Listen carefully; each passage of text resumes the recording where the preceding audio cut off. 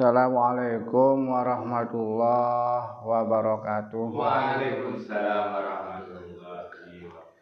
Bismillah, alhamdulillah, wassalatu wassalamu ala rasulillah wa ala alihi wa sahbihi wa mawallah wa la hawla wa la quwwata illa billah, amma ba'du. Para kiai, para ustadz, hadirin, hadirat, rahimakumullah. Hikmat amalia sudah selesai, sekarang melaksanakan hikmat ilmiah. Alhamdulillah, sekarang bulan hijriyahnya bulan apa tadi? Rabiul Akhir. Iya. Rabiul Akhir, mulut, Syawal mulut berartinya. Mulutnya kan udah Syawal mulut. Itu biasanya habis mulut Syawal mulut itu biasa diperingati itu wafatnya Syekh Abdul Qadir gitu. Syekh Abdul Qadir Jilani qaddasallahu sirah wafat. Sebab kullu nafsin dha'iqatul maut, setiap yang bernapas, setiap yang bernyawa itu bakal merasakan mati. Ada yang masih muda, ada yang sudah tua. Ada juga meninggalnya sudah tua tapi sakit-sakitan terus, kan ada kayak gitu. Ya tetap baik kalau kita hidupnya ini jasadnya sering sakit, walaupun menerima juga tetap aja kurang bahagia. Jadi enaknya mah walaupun usianya panjang, fisiknya jangan tua, jangan sakit, kan begitu enaknya kan gitu. Walaupun nggak kerja tapi jangan sampai kekurangan uang. Daripada kerja terus-terusan tapi susah baik, utangnya nggak lunas-lunas, kan penting begitu tuh. Yang namanya dunia, kita ini hidupnya itu di dunia. Kalau bahagia di akhirat kan belum kelihatan akhirat mah. Yang penting dunianya kita bahagia, minimal tidak merepoti orang lain, kan gitu. Jadi yang namanya dzikir itu sadar, bukan eling saja. Beda dzikir itu namanya apa? Sadar dengan eling kan nggak sama ya, ingat gitu. Ya, waktu kita ini sebelum dilahirkan di dunia kan nggak punya ingatan gitu, ya nggak inget apa-apa ya. Baru begitu lahir baru sadar, ingat. Jadi yang namanya sadar itu ya sekarang ini. Nah, meningkatkan kesadaran, dari kesadaran yang sendiri nanti kesadaran nanti yang menyeluruh nama gitu. Kesadaran yang tanpa batas gitu. Para ikhwan belajar begitu. Jadi kalau kita dikira cuma baca la ilaha illallah terus dirasakan baik dengan la ilaha terus-terusan, kadang-kadang nggak ada pengalaman apa-apa, ada kayak gitu. Dikir rajin, hataman rajin, manakib rajin, tapi hidupnya susah, baik. Lama-lama nanti putus asa enggak? Ya maunya mah walaupun dikirnya males, hidupnya jangan susah. Walaupun usianya panjang, jangan tua. Walaupun jarang berobat, ya tidak kena sakit. Maunya kan gitu hidup itu. Ya kalau kita dikir rajin, kemudian sakit-sakitan saja. Jadi fungsinya apa kita rajin dikir itu? Saya kan pernah ditanya gitu ya, Mas Didi. Yang namanya dzikir itu bukan tujuan begitu. Jadi tujuannya apa dzikir itu? Kita ingat ke Gusti Allah itu. Ya, kita mendekatkan diri ke Gusti Allah supaya sadar siapa diri kita ini. Kan gitu.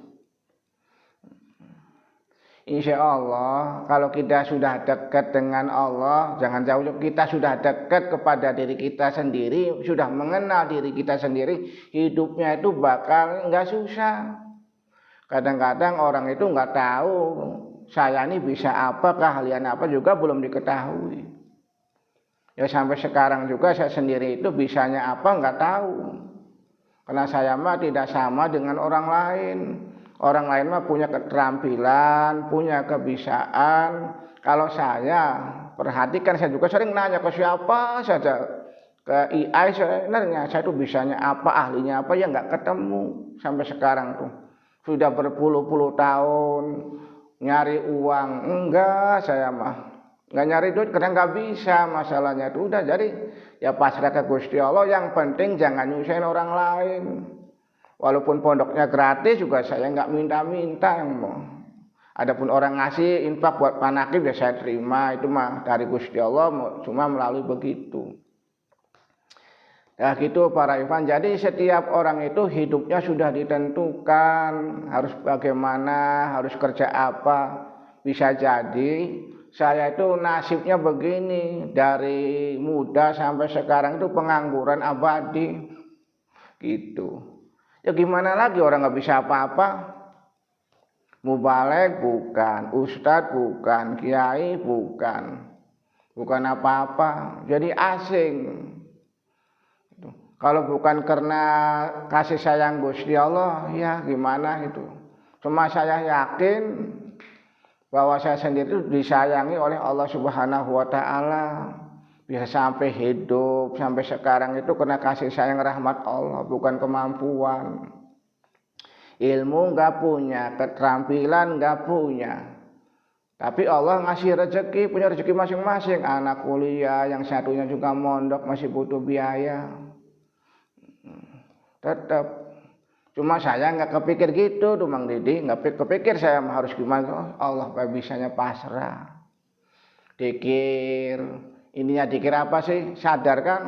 Harus baca la ilaha illallah. Kan 165 habis sholat itu bagusnya kan gitu. Bagaimana kalau kitanya malas nggak mampu? Orang kalau nggak mampu dipaksa, kalau dipaksa ikhlas nggak bakal ikhlas gitunya.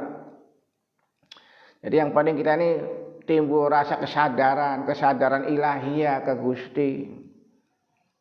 Akhirnya apa? Timbul habis sadar, nanti kita rasa cinta karena ketuhanan itu, bukan karena cinta nafsu, bukan karena ego. Jadi nanti kita nggak benci ke siapapun juga, rasanya kasih sayang, mencintai, bukan karena nafsu. Ya, kalau orang masih cintanya karena nafsu, walaupun ustadz, walaupun kiai, tetap aja bakal kejerumus, nggak bakal benar. Gitu. Kalau orang umum, orang normal, Bang Didi ya, kalau laki perempuan duaan, kalau sudah dewasa tetap baik kena godaan kalau normal. Beda dengan kata Al-Quran kan gitu, begitu. Illa ma rahima rabbi kan gitu, kecuali orang yang disayangi Gusti Allah. Kalau belum tingkatan disayangi Gusti Allah, bahkan wawasannya luas, ilmunya pintar juga kegoda laki-laki sama perempuan itu. Itu namanya normal umum. Ya kalau kiai mau itunya ya, yang kegoda kan bukan kiainya, orangnya. Gitu. Bukan ustadznya, tapi orangnya yang kegoda itu. Gitu para ikhwan. Jadi kita mah belajar istiqomah terus. Ya kalau kitanya punya keahlian apa, contohnya pernapasan, silakan jalankan pernapasan. Intinya kan dzikir. Ada yang namanya meditasi, ada yang namanya disebutnya juga semedi, sama itu sebenarnya intinya mah mendekatkan diri ke Gusti Allah. Cara duduknya begitu, dengan cara duduk. Begitu juga yang diamalkan oleh kita seperti sholat itu sebagai dasar sebenarnya itu. Belajar mengenal diri. Zaman dulu mah sholat itu bukan begitu, tapi disebutnya bahasa Arab namanya sholat. Bahasa itu Jawa namanya semedi. Bahasa itu namanya disebut yoga, meditasi, kontemplasi, inteleknya kan gitu macam-macam. Padahal intinya sama, duduk diam tuh.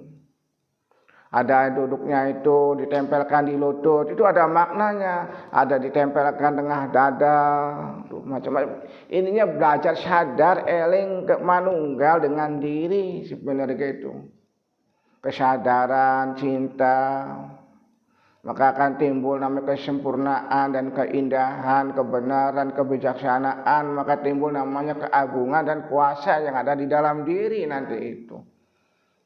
Kalau kita bisa mengamalkannya, apa salahnya kalau kita habis sholat begini, tapi kan nanti tertawanya duduk begini tuh, manunggal namanya kayak gini nih. Kadang-kadang tangannya tempelkan di lutut. Itu ilmu sebenarnya, ada maknanya, ada fungsinya. Contohnya kita sering sakit-sakitan, nyari saking duduknya begini, walaupun nggak baca apa-apa, benar menyadari bahwa kita ini hidup sadar. Karena intinya daripada hidup kan sadar gini. Insya Allah diberi kesehatan, kekuatan. Tuh begini nih. Ya sebelum Kanjeng Nabi Muhammad SAW belum ada sholat jungkal gitu tuh. berdiri, ruku, sujud. Itu kan nggak ada keterangan begitu. Nah itu sebenarnya kita belajar mengenal diri, intinya sholat itu. Ibadah dohir makanya disebutnya tuh. Sebagai tingkat pertama namanya hurufnya alif, alif itu nangtung. Kalau dalam sholat kita berdiri. Unsurnya apa? Unsur api. Dalam diri kita itu kemauan, unsur api itu. Terus yang ruku berarti huruf lam yang kedua, unsurnya angin. Sujud, lam keduanya namanya apa? Sujud itu unsurnya air. Terus duduk, hurufnya huruf H itu duduk tuh. Unsur apa? Unsur tanah, diem. Nah duduk. Nah jadi kalau kita duduk begini ini, unsur tanah keadaannya gitu. Menyatu. Rasakan ada namanya gravitasi bumi, dirasakan itu. Saling tarik menarik antara diri kita dan bumi. Namanya ada namanya energi langit dan energi bumi. Itu namanya energi disebut energi alam semesta. Yang menyatu di dalam diri kita. Apabila kita sudah menyatu dohirnya dengan energi alam semesta, insya Allah ya tidak kena keriput, nggak kena tua. Kalau dilatih rasakan getaran gitu, bisa. Yang namanya tua itu sebenarnya penyakit. Yang namanya tua itu penyakit karena bisa jadi walaupun usianya panjang tapi awet ngora. Kan ada usia sudah 1822. Tapi kelihatannya masih usia 25, mau nggak percaya ada orangnya, kan gitu. Nah bagus atau jelek usia panjang itu kalau kitanya berbuat baik, ngajarin spiritual, bermanfaat bagi yang lain, apa jeleknya usia panjang? Kan gitu. Usia walaupun segitu sampai muda, enggak tua-tua. Jadi yang namanya muda itu enggak mesti nanti di akhirat sono, di sini juga kalau kita bisa mengontrol dengan energi alam semesta kepada jasadnya itu ya bisa. Ada juga lebih tinggi namanya energi ilahiyah, menyatu. Kalau energi ilahiyah nanti sangkut pautnya dengan namanya roh, nanti rohani dengan latifah, ada namanya qalbu, ruh, syiri, khofi, akwa, nafsi, ada kolabnya itu menguasai bagian batin. Bagian dohirnya beda lagi gitu. Nah gitu para ikhwan, kita sering semedi, ada namanya kontemplasi, bahkan sebagai dasar itu ada gerakan unsur tanah, gerakannya gimana, kan namanya avatar kan gitu. Kan ada namanya maha avatar gitu. Nah, apa yang saya sampaikan kadang-kadang saya belum pernah belajar masalah kayak gitu, tapi saya ibarat itu yang nyusun sendiri, ngarang sendiri gerakannya gitu. Buat nyeri cangkeng, buat apa? Boleh-boleh saja. Itu kan Allah yang ngajarin, kalau bahasa itunya kan bisa jadi kan gitu. Makanya ada gerakan dasar yang 5 itu kalau kita jalankan ya buat kesehatan. Nama juga sedulur opat 5 pancer, unsur angin. Kalau dalam sholat kan itu dulu gerakan pertama kan unsur api, unsur angin, unsur air, unsur tanah. Terus yang terakhirnya manunggal. Tetap jadi gerakan semedi itu manunggal dari unsur yang 4 itu. Nah, seperti saya kan biasa gerakannya unsur tanah tuh, tarik napas gitu, set, tuh, gerakannya kayak gitu tuh. Nah contoh supaya apal tuh bagian dada, sebab angin itu pusatnya energinya di dada tuh, tahan, keluarkan tuh. Itu mah ikutan silakan nggak apa-apa tuh. Terus unsur api tuh kayak Allahu Akbar gitu di telinga gitu. Untuk ngobatin nyeri cangkeng, unsur api itu pusatnya di mana? Pusatnya di sini di perut, maka di perut kita diusap gitu, set. Unsur api itu jalannya kemana? Ke atas, jadi buangnya ke atas. Tuh gerakan unsur api. Yang keduanya unsur air kemaluan, nah, tarik ke situ, ke bawah. Nah, tahan napas, buangnya kemana? Buangnya ke bawah, tuh namanya juga unsur air. Nah baru nanti unsur tanah, tuh tarik. Tuh unsur tanah begini tenang, kayak gitu, diem tanah tuh. Dibuang, tuh. Itu namanya gerakan unsur tanah. Setelah unsur tanah baru nanti digabungkan. Yang itu namanya gerakan unsur alam semesta, ditarik tuh. Tahan tuh semuanya dengan bulat tuh, set. Tuh itu namanya gerakan dasar. Ada juga yang ngasih nama bahwa itu namanya jurus payung rasul. Ya saya kan nggak kenal tuh namanya payung rasul tuh. Payung rasul katanya macam-macam. Cuma saya nama Jogo Rasul gitu. Jurus lebur raga malah nama saya kasih nama gitu. Sebab kalau kita benar konsentrasi itu nanti lebur raga gitu. Tapi zaman sekarang kan musim editannya, jadi saya kalau gitu nanti sangkanya diedit gitu. Masalahnya kan gitu.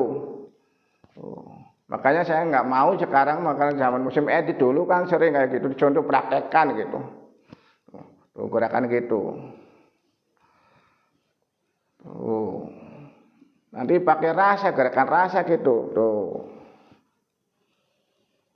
Nggak apa-apa belajar begini, walaupun kita tukang dikir, belajar begini apa tidak boleh, tak? Ya nggak apa-apa buat kesehatan tuh. Apalagi masih muda tuh. Untuk meningkatkan kesadaran dan rasa cinta, tahan ke atas tuh, diambil semua energi tuh, tuh, baru nanti kita manunggal begini gerakan manunggal tuh sehiji tuh kayak gitu. Itu namanya unsur 4 dikelolanya dengan gerakan napas, sebab kunci kehidupan itu adanya di napas.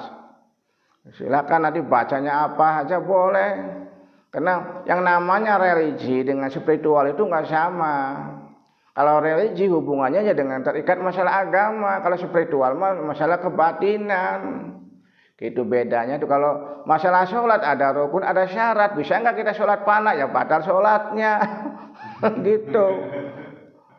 Jadi kalau orang sudah tingkat marifat apa ya meditasi juga dulu sholat begitu tuh. Kalau fana begini, yang namanya meditasi nggak ada rukun, nggak ada syarat, silakan bagaimana aja boleh. Asal kita diam, sadar, eling ke Gusti Allah, lupa kepada diri, ingat ke Allah baik, nggak apa-apa. Tapi kalau hanya dengan sholat gitu untuk mencapai ke sana nggak bakal bisa. Wah, olahraga mah cukup sholat, ya buat apa kita gada-gedek dikir la ilaha illallah. Kalau cukup sholat ya sholat baik, nggak apa-apa, nggak usah dikir, nggak usah gada-gedek kan gitu. Maka ilmu zaman dulu dari zaman Nabi Adam sampai kanjeng Nabi itu turun-temurun disebutnya namanya apa?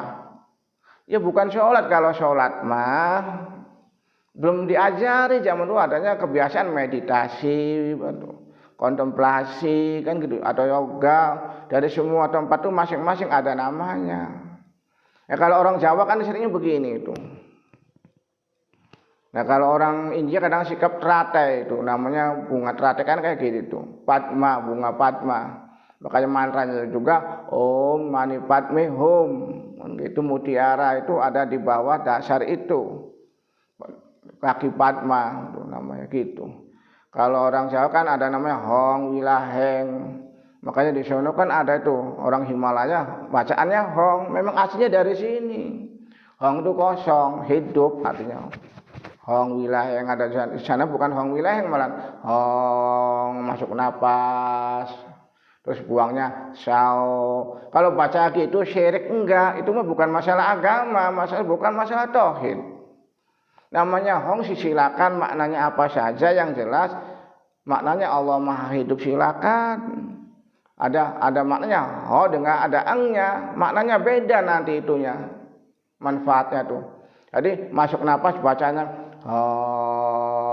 tapi nggak diucap, dirasakan tuh. Yang kayak orang nguap, jadi kalau nguap tuh masuk napas kan gitu. Yang namanya nguap kan nanti napasnya masuk dari mana nguap, tahu nggak?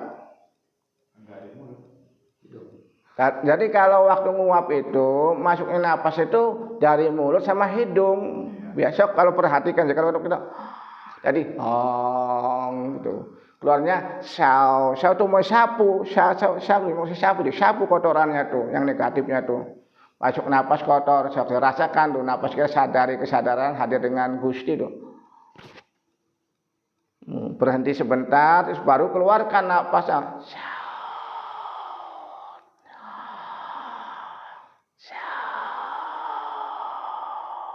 Nah kalau baca gitu nanti kita usianya panjang, terus badannya sehat, kita mah nggak ikut-ikutan Buddha itu enggak, terserah itu mah ya, namanya budaya ini bukan masalah religi ya, silakan itu. Yang penting tauhid kita mah sama, percaya Tuhan Maha Esa kan gitu. Jadi ada yang kayak gitu, ada yang sebutnya kosongkan om, manipat mehom, ada om muni muni mamu. Nah saya mah nggak ngajarin gitu, silahkan maunya gimana. Yang penting kalau syariatnya sama rukun Islam kan gitu. Jadi namanya Buddha juga sebenarnya bukan agama. Silakan kata yang Buddhanya juga penganutnya itu mau Islam, mau Kristen ngamalkan ajaran spiritual gitu mah nggak ada salahnya kan gitu. Ajaran itu bukan berarti agama Buddha, yang namanya Buddha itu bukan agama. Percaya kadang orang pendeta juga ngamalkan Senin Kemis kan gitu.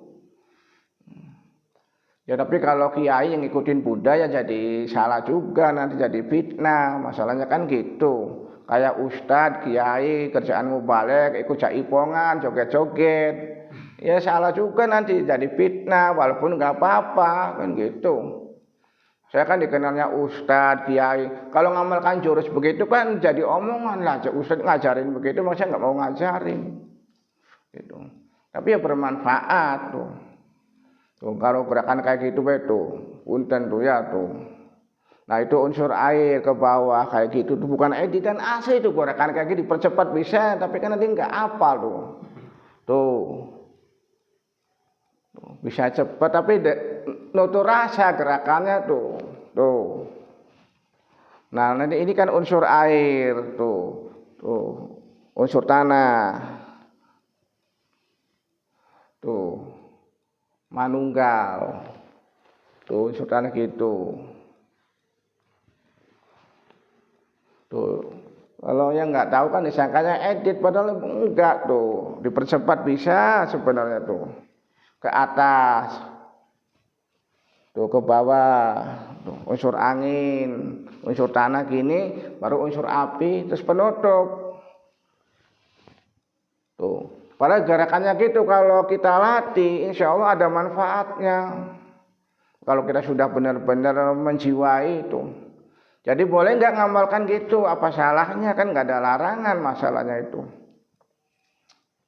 Tiap pagi, malam, apalagi kita dibarengi perutnya lapar, olahraga begitu. Insya Allah harusnya kulitnya sudah keriput, ya nggak keriput. Kalau kita gunakan begitu mah. Tanpa gerakan duduk aja begini nih, habis sholat duduk ini dengan dikir kopi atau muraqabah bahasa itunya tuh. Kalau disebut meditasi, kadang-kadang semedi kan terlalu itu disangkanya sesat alirannya, kitanya kan Islam dianggapnya gitu. Ya bahasa namanya muraqabah, nama Islam itu muraqabah begini duduknya. Sikap duduk begini itu bagus, ada tata caranya. Gunakan kebaikan walaupun dari mana juga, kalau kebaikan mah silahkan. Makanya kalau orang nggak duduk begini kadang-kadang kan kalau sudah lanjut usia, ya biasanya kan bongkok. Tapi kalau orang duduk begini insya Allah walaupun usianya sudah berapa juga nggak bakal bongkok nantinya, nggak bungkuk gitu. Karena biasa duduk tegak kayak gini. Para ikhwan, sementara mah begitu saja, nggak ada yang saya sampaikan. Mudah-mudahan ada manfaatnya. Saya akhiri wabillahi taufiq wal hidayah. Wassalamualaikum warahmatullahi wabarakatuh.